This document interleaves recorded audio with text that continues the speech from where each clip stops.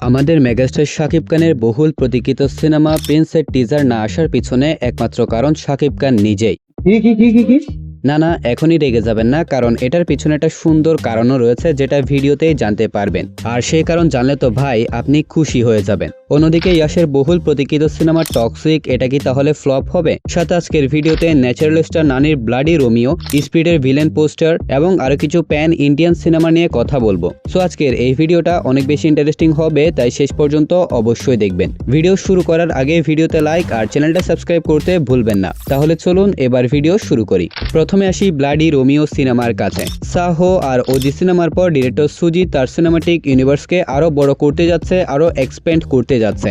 এবার আসছে এই ইউনিভার্সের নেক্সট সিনেমা ব্লাডি রোমিও, যে সিনেমার মধ্যে লিড হিরো হিসেবে দেখা যাবে ন্যাচারাল স্টার নানিকে। তবে এই সিনেমায় একটি গুরুত্বপূর্ণ চরিত্রে দেখা যাবে পৃথিবীরাজ সুকুমারানকে। খুব তাড়াতাড়ি লন্ডনের সুজিত 70 দিনের একটি শুটিং শিডিউল শুরু করতে যাচ্ছেন, যেখানে অংশ নেবেন পৃথিবীরাজ সুকুমারান নিজেও। ব্লাডি রোমিওতে অভিনয়ের মাধ্যমে এই দুই পাওয়ার হাউস নানি ও পৃথিবীরাজকে প্রথমবারের মতন একসাথে স্ক্রিন শেয়ার করতে দেখা যাবে, যা এই সিনেমার হাইপকে অনেকটাই বাড়িয়ে দিয়েছে। তবে সুজিতের ডিরেকশন খুব একটা সুবিধার না, তার কাজ বরাবরই আমার কাছে এলোমেলো মনে হয়েছে।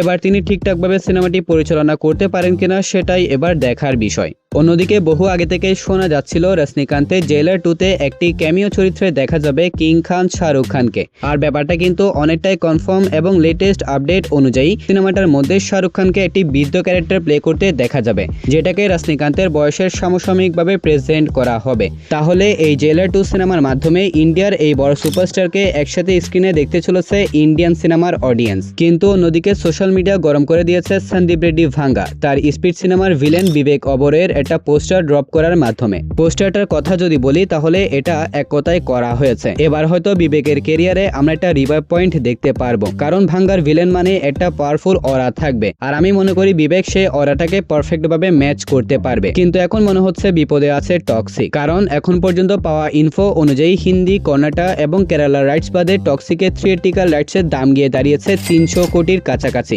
যার কারণে সিনেমাটিকে সেফ জোনে আসতে হলে আনুমানিক 600 কোটির মতন গ্রস কালেকশন তুলতে হবে। কারণ সাধারণত রাইটসের প্রায় দ্বিগুণ গ্রস কালেকশন দরকার হয় একটা সিনেমাকে হিট হতে হলে। এখন যদি হিন্দি, কর্ণাটক ও কেরালার রাইটস মিলিয়ে আরো আনুমানিক 200 কোটির মতো যোগ হয়, তাহলে টোটাল থিয়েটিক্যাল রাইটসের দাম গিয়ে দাঁড়াবে 500 কোটিতে। সেই হিসেবে সিনেমাটিকে হিট রেঞ্জে যেতে হলে কমপক্ষে 1000 কোটি রুপি গ্রস কালেকশন তুলতে হবে শুধুমাত্র ইন্ডিয়া থেকে। এত বড় ফিগার, তার উপর ধুরন্ধরের মতন একটা মনস্টারের সাথে ক্লেশ, সবকিছু মিলিয়ে ব্যাপারটা টক্সিকের জন্য অতটাও সহজ হবে না। সোজা কথায় সুপার পজিটিভ রিভিউ, শক্তিশালী ওয়ার্ড অফ মাউথ আর ম্যাসিভ পাবলিক রেসপন্স ছাড়া এই বিশাল রাইটস রিকভার করা অলমোস্ট ইম্পসিবল। এবার দেখার বিষয় হচ্ছে এই সিনেমা মেকিং এর মাধ্যমে অডিয়েন্সকে স্যাটিসফাই করে হিট না ব্লকবাস্টার হতে পারে কিনা। তবে হ্যাঁ, টক্সিক সিনেমা নিয়ে আরো একটা আপডেট দিয়ে রাখি। টক্সিক সিনেমার রান টাইম হচ্ছে 3 ঘন্টা 15 মিনিট। অর্থাৎ প্রথমে সিনেমাটা 2 পার্টে আসবে বলে শোনা গেলেও এখন এটা অলমোস্ট কনফার্ম যে সিনেমাটা 1 পার্টে শেষ করা হবে। অন্যদিকে ঢালিউড অঙ্গনের অডিয়েন্সের অপেক্ষার আরেক নাম হয়ে দাঁড়িয়েছে Prince once upon A time in Dhaka, যে সিনেমার টিজার দেখার জন্য ভক্তরা অধীর আগ্রহে অপেক্ষা করে আছে।